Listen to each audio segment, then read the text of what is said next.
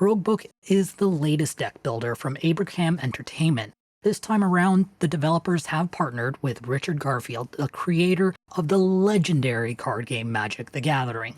Roguebook mixes elements of roguelike mechanics, deck builder gameplay, and a splash of civilization-style exploration. Players are trapped in a book and must fight their way out. Being a roguelike, this game is understandably thin on the story. There is a little attempt to build the world through some short discussions, events, and character descriptions, but it is a sparse attempt. Roguebook is in the same vein like other roguelike deck builders like Slay the Spire and Monster Train. Players will need to conquer 3 levels to win. There are 4 characters in the game, each with their own unique talent tree. As players complete runs, they will earn pages to unlock permanent buffs to help them progress deeper into the game. Roguebook offers a twist on the roguelike deck builders with civilization-style exploration. The deck building is very satisfying. Roguebook tries to break from the traditional tactic of slimming down a deck to the bare metal in hopes of cycling important synergistic cards as quickly as possible. Instead, Roguebook encourages players to collect at least a certain number of cards in their deck to max out their talents. The cards are smartly designed to boot, offering plenty of potent deck options. Combat is excellent. 2 characters using their own abilities adds a layer of tactical complexity. Not only do players need to worry about incoming damage and debuffs to maximize their gains, but the physical positioning is also key to victory or defeat, as each character have a role that they specialize in.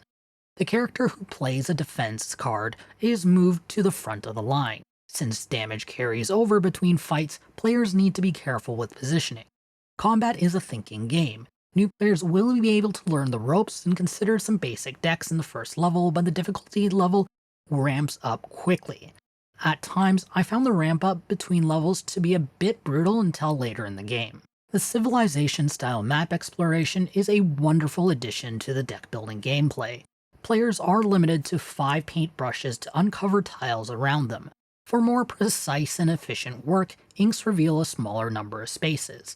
The goal is to strategically use the paintbrushes and ink to reach major points of interest in hopes of uncovering buffs, rewards, and fights that will make the boss battle easier.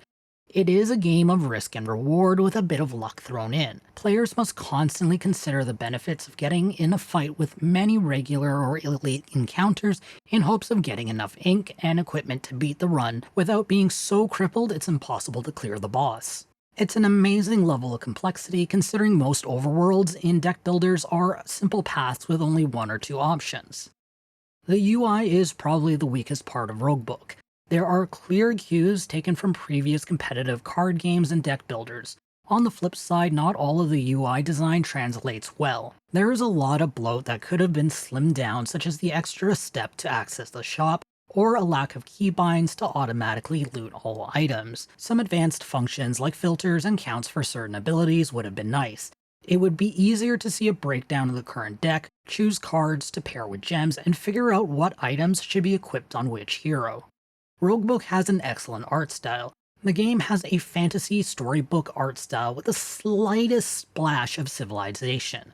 The old-school painted art look is also a wonderful nod to Garfield's Magic: The Gathering's art style.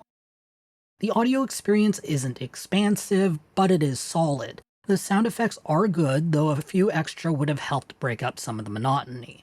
The soundtrack is an enjoyable background to the game without being particularly intrusive. There isn't much voice acting, as it's mostly a few lines for each character. Regardless, they are well done and would easily work for a larger indie title.